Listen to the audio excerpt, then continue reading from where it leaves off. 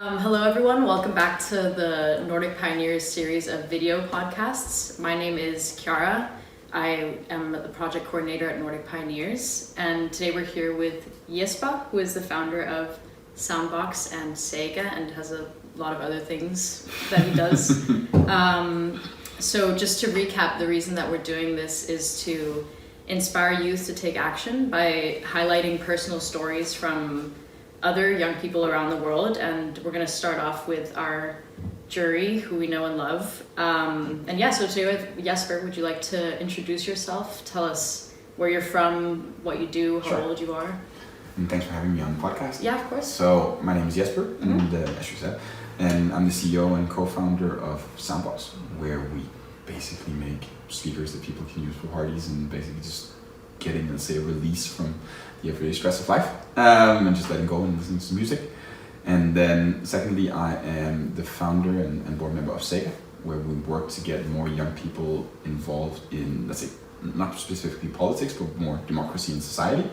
And then we also work as let's say maybe a bit of a lobby organization, basically trying to translate their input into political action and sort of amplifying that with the actual politicians, so to say. Okay. And then I sit on a few different boards as well, mostly on the social side of things. Yeah, okay. Sounds like a busy everyday life that you have. But fun. Yeah, that's good. Yeah, it's super, mostly driven by passion, I'm guessing. For sure. A lot of really good and inspiring projects. 100%.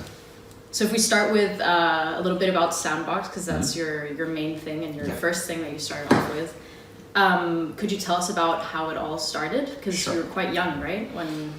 27 today, and we founded Soundbox back in 2015. So I hadn't turned 20 yet. But I think the idea actually goes all the way back to 2011 when I was 16 and wanted to go to a Danish festival called Roskilde Festival for the first time.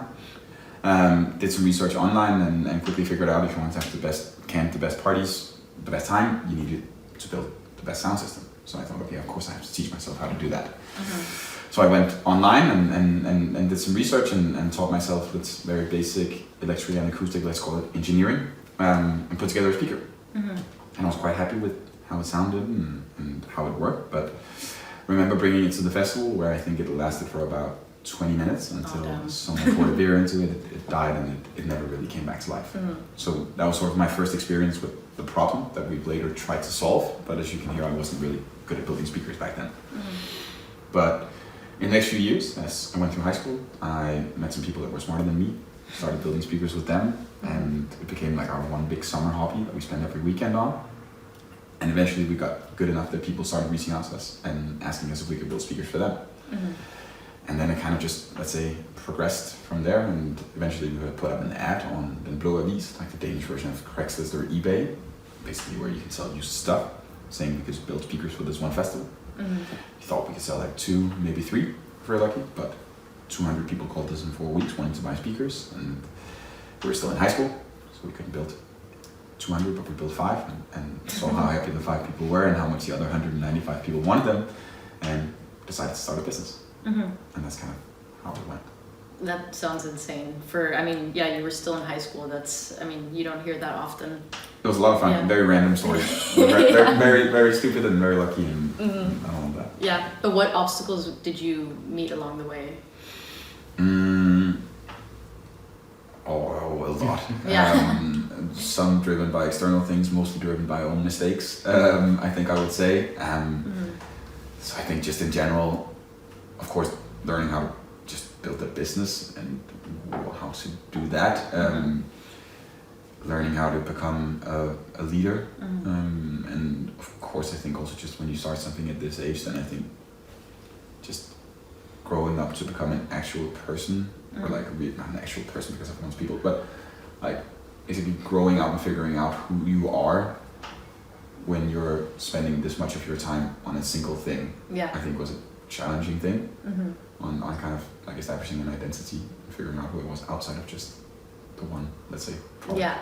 I get that. I think it's a thing. So how did you overcome that? Was it very much learning by doing, or? I think a lot of learning by doing, and then I think a lot of asking for advice from people that were smarter and more experienced than us. In the beginning, we just literally asked like all of our parents' friends and our friends' parents that had something to do with business, whatever that really means, and about advice, and just went and had coffee with them and asked them for their advice. And I think later we've been very lucky to get both some like investors and board members involved that have been a really big driving forces, sort of teaching us what we know, and still are today, because there's a lot of things that we don't know.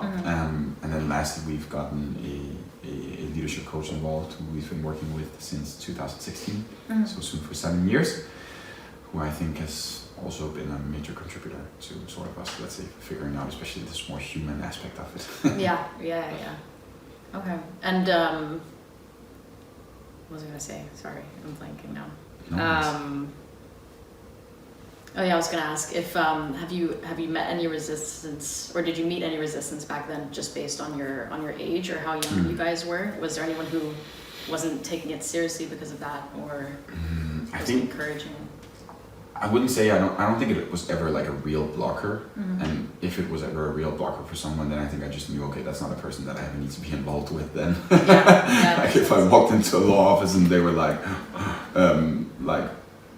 you know, let's say like they were scared by the fact that I was so young, then I just okay, then maybe you're evaluating people from the wrong basis. And only if I spoke to an investor that thought that we weren't to be trusted because we were young, then I also just think, okay, then that's maybe not someone who I want on let's say my cap table. So I think it was also just a good, let's say, filter. But in general, I don't think I would ever say that it's been a real barrier from the outside. I think of course it makes it more difficult maybe for yourself, because I think a lot of being a leader is also just, let's say, agreeing with yourself and knowing who you are. And I think when you're young, then there's still a lot to figure out. And you're still learning so much, and let's say forming your opinion about many things. That I think, of course, it is a bit more difficult. But it seems like you had a good attitude about it. But it's also difficult when, I mean, you face all these challenges and there's not that many young people around you who are getting encouraged in the same way. So there's not a lot of people to reflect yourself in and to talk to about it. No, I think that's really true. And I think I was lucky enough that we got accepted in like an accelerator in the US called the Y Combinator, and there we met some other young people that were incredible and so much smarter than us, and also got involved into like a fellowship for like people under 22 that had like dropped out of college to start a business, and also met a lot of young people that were a lot smarter than me there. So I think just being able to kind of meet people that, let's say, are actually a bit on the same journey as you, and seeing some of the same challenges, I think was a massive thing. For sure. Makes sense. It sounds like an important network to have. For sure, and I think it's actually something that can be a bit difficult in Scandinavia, just because like the number of people here are less, so therefore of course also we'll have less people that are sort of doing that, right? So I think finding those like international networks, I think, can be a big difference, and I've made some of my closest friends in them. Great. And so you started as like a young entrepreneur, I guess you would call it, and then you moved into like engaging young people and starting all these, participating in youth initiatives and stuff like that. How did that transition happen? I think the interest has always been there. I come from like a very politically oriented family. I'm the only one who works, let's say, on the private side of things. Like everyone else is working in like the government or the NGO world. So I think it's very much my heritage, so to say. I also think it's been there in the past, like, you know, like president of student council or whatever it's called in like high school. And then I think a few things sort of happened around the same time that I think kind of spurred me on to maybe like accelerated or activated at like an earlier point than I maybe would have thought of. I think just the way we do politics in Denmark became like more and more deranged, and more like populist, short term, and just serving the interests of the biggest voter groups. I met a student worker from the Danish Socialist Party, so our biggest party, who told me that they had been looking at basically, let's say, doing something about the real estate market, because it was getting increasingly difficult for young people to get into the real estate market, and still is. But they decided not to do it because there was no like electoral incentive in it. Basically means there was no voters in it, because the demographic is getting increasingly older. And when I heard that, I was just like, that's so wrong. And I think there was a few incidents like that where I saw something like that in politics, and then other than that had some experiences in Soundbox, where when COVID hit, a lot of young people went outside and threw parties there and basically found their community there because all of their other communities had been shut down. Yeah. And I think that sometimes had some unfortunate, let's say, side effect, which was noise. And some people being forced to listen in on techno at 1 a.m., which no one deserves, just to be frank. But I think I had a few experiences there where I saw that young people were very, very invested in trying to solve the problem, and there were hundreds of them that wanted to speak with me about how we could do something about it, so that they could gather and no one would have to be forced to listen to techno. And then, secondly, I saw the opposite on in the older demographic. I saw that I received death threats. I saw that I received threats of violence, and they were spoken about young people in a really, really, let's say, abusive way. And then when I actually reached out to all of these people, I commented on posts where people had given me death threats and everything, and I said, hey, I'm sorry that we're part of the issue. Here's my email. Reach out to me if you want to grab a coffee and speak about the issue. Yeah. No one reached out. No. They just wanted to be abusive in the Facebook comment section and be fucking useless. And then I saw as well when we went to visit municipalities and spoke with them about the issue, that all they ever really cared about was kind of shutting down the noise. There was never really an interest in why were the young people there, and where could we then take them so that they could actually get their social needs fulfilled. It was only about shutting down the noise because that was an issue with the voters. Yeah. And I think that led us to realize that, okay, a major part and probably why we're doing politics wrong is because of the fact that the demography is changing. More than 50% of the voting population is now above 50. Young people below 30 only have 18% of the voting power, and that trend is accelerating. So if we meet again here in 20 years, then more than 50% of the voting population will be above 60. And young people under the age of 30 will only have 14% of the votes. Yeah. And then we saw that we observed that statistic, and we believed that there was some, let's say, correlation between how we're doing politics wrongly and very short-sighted with that. And then we found out that there was an interesting schisma, which was that more than, there's never been a higher population of young Danes that are interested in society and that have an opinion about where we should go as a society. It's at 76% right now. And at the same time, we've never had less young people involved in party politics. So there was something interesting happening where more and more people had an opinion, but knew to a lesser and lesser degree where to express them. Yeah. And that's why we founded Sega. Okay. And how did you meet the people that you started Sega with? How did you all come together to do this? So great question. It started out with me and my friend Alexander. And Alexander and I come from very different political backgrounds. My family is, safe to say, very left-leaning, and Alexander comes from more a liberal, in Danish we would say borgerly, let's say, background. But we found out a Friday night over the next bottle of red wine that we had a lot of things that we shared opinions about. Of course, some solutions, but first and foremost also the fact that it was an issue in how we were doing politics. Too short-sighted, too populist, and not handling the big issues actually. And then we decided to sort of, let's say, discover that and try to learn more about that. So we had coffees with multiple people around the political system for the next year. Got sharper and sharper on the fact that we believed this demographic issue was actually one of the reasons for it. And then we knew, okay, if that's some of what we're doing, then we need some other competencies than what we have. Because I think both me and Alexander are maybe the strongest on, let's say, the more organizational side, and not necessarily so much on the communications, volunteer engagement side.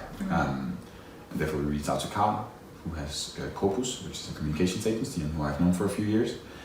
And then he reached out to Nima, who runs Blue Lobster, which is like a sustainable fishing company, and who's also just been doing a ton of student development work and volunteer engagement. And we got them on board, and then we kind of just went from there. Okay. And this is probably a commonsensical question, but I'd like to hear your words on it. But you have this lack of representation of young people, but why is it important to have youth engagement and to have young voices heard? So I think multiple reasons. If we take it let's say on a grander scale first, then I think we are a society facing a wide range of issues that will require short-term sacrifice to win in the long run. I think the most obvious one is climate change, where if we are to, let's say, actually make a dent in that problem and move towards a solution, we probably have to make some sacrifices now to gain in the long term. And of course, that's a bit of an issue when the part of the population where the power sits with, which actually vote politicians in power, they will only get the sacrifice. Because basically this will never become a real problem in their lifetime, even if they continue to live in the way that they do. So they have to do a sacrifice for something to get a gain that they won't experience themselves. And I think I don't blame that part of the population. I don't think that they are like selfish or anything. I think just A, humans are just victims of incentives in some aspects, and B, I also just think that politicians sometimes cater to the lowest, like, let's say, level of interest, so to say, and therefore just primarily try to handle causes that affect people more directly. So A, I think it's because society has a wide range of issues that we need to have a long-term view on to solve.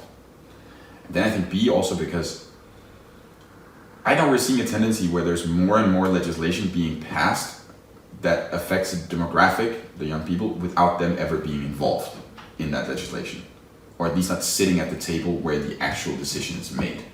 My favorite example is that we have in Denmark here, we have something called the Reform Commission, which is like a group that the politicians put together to handle some of society's issues. Crazy smart people, no doubt. But there's something crazy about that a bill proposal on how to create better education comes from a group of people where the average age is 61 and the lowest age is 48. Yeah. I mean, it would be as if you took you and I and we had to figure out how to get more retired people back to work. It's like mind-blowingly stupid. Yeah. Because we just don't know. Yeah. And I think there's something really wrong in that. Yeah, completely bizarre. Yeah. It's So insane. I didn't know about that. Yeah, I think it's ridiculous. That's wild. But so what does Saga do concretely to encourage more young people and to give more young people these seats at these tables? So a few things. I think basically what we can do, you can say, is split into a few different things. So number one, we try to create, like, let's say, a new organization that offers like political engagement in a bit of a new way. So we try to solve some of the issues that we've seen in the existing like youth party organizations. And it's not real issues, because I think they do a great job of catering to the part of the population that they cater to. But there was something interesting about that. We, let's say, as an example, had the four of us, Alexander, Carl, Nima, and I, was very involved, or like, let's say, engaged in democracy and politics, but we had never been a member of one of these youth parties. And we tried to look at, okay, why, and then we formed some hypothesis, and then we went out and tested them, obviously, with a broader population than just the four of us. And we're trying to do three things, really, in that side. One, we're trying to, let's say, not make it centered around like a big party program, but rather centered around like single causes. And the reason why we do that is because we believe that the way that we orient ourselves politically in society is changing, but the political parties aren't changing with it just yet. And my favorite example, and what that leads to, is basically that we bundle political opinions wrongly. My favorite example is that, like, if you want to be if you like want a progressive gender, let's say gender politics, then you basically also have to want higher taxes. So all of the parties that have like a progressive gender policy or opinion also want higher taxes. And then if we look at a young demographic, they practically all want a progressive gender policy, but definitely not all of them want higher taxes. And then we spoke to people, and they said they didn't believe they could be a member of a political party if they didn't agree with 100% of their opinions. And that's maybe not true, but that's sort of the opinion that exists out there. So Saga is centered around individual things. Then our engagement is flexible. So we also spoke to a range of people that said that an issue was that they felt that it was a very big time commitment to be a member of these organizations. So we offer a very flexible form of membership. I mean, you can just give us your opinion on what you think you should change society, and then you can do nothing else. Or you can be a volunteer and work 25 hours a week, like some people do. And then lastly, we try to make politics, let's say, a bit less boring and a bit more as like a lifestyle brand, a bit sexier, to use a terrible word, but you understand what I mean when I say it. Yeah. So basically try to dress it in a different visual identity, try to prove that activism is many different things. So as an example, here on the 8th of March, on International Women's Day, we're hosting an event where we get, as an example, Jada and Lord Siva, to like chart-topping Danish artists, to come and talk about how they are activists in their music. Okay. So basically try to take a different form on it. So that's how we create an organization that kind of offers a different kind of political engagement. Then we actively work to engage youth in other parts of society other than politics. So we've done masterclasses on board, becoming a board member as a young person, and kind of want to do that more because we see a huge interest and have like a goal of saying how can we make more of the board members that are elected by employees in the big organizations, young people, so that they represent the actual employees better. We also do debate schools for like young talents. And then lastly, the thing we do, besides the engage more people to get involved in democracy and in society in general, and then let's say creating a new kind of political organization, is that we are a bit of, let's say, a lobby organization that tries to translate the input from the young people that are spoken in their words into political action. And then what we do is then also work with politicians and Christiansborg on hopefully actually getting that passed as real legislation. Okay. That was a long and winding answer. answer. Yeah, but I mean, it sounds like, you do a lot of things at SEG and a lot of great things, and We try to. yeah, but it seems like a really good format, especially for getting people interested as well. Happy to hear that. Yeah, no, of course. So I mean, I'm sure, I mean, you are very experienced in like the idea development of running an initiative, or starting from like an idea into like transforming into initiative. Do you have any advice for any young entrepreneurs out there who have like a small idea but have no idea how to get it to grow into something else? It's a big question. Yeah, I think it's a great question. And I think the answer is like really simple and really like a cliche, but it rings true, which is like just do it. Just try it out. I mean, our first startup before Soundbox failed, you learn a lot. Yeah. And I mean, I will undoubtedly do many other things in my life that will fail, and I think Sega is also, a project that has taken many shapes or forms. It had a different form at first, and then we now spoke to a bunch of people about it, and they gave us advice, and we changed it. So I think just getting out there and speaking with people. I think there are some people that have this idea or this notion that they don't want to talk about what they're going to do because they're afraid that their idea is going to get stolen, which is a really wrong way to approach things, because a good idea in itself is worth nothing, or it's worth as much as a bottle of wine that you can buy at the supermarket. So I think because it's all in the execution anyway. So just get out there, speak to people, hear their thoughts, listen and find your own way in it, and then just try it out. Maybe you'll fail, but then you'll learn a lot, and then you can try again and it'll go better the next time. Wise words.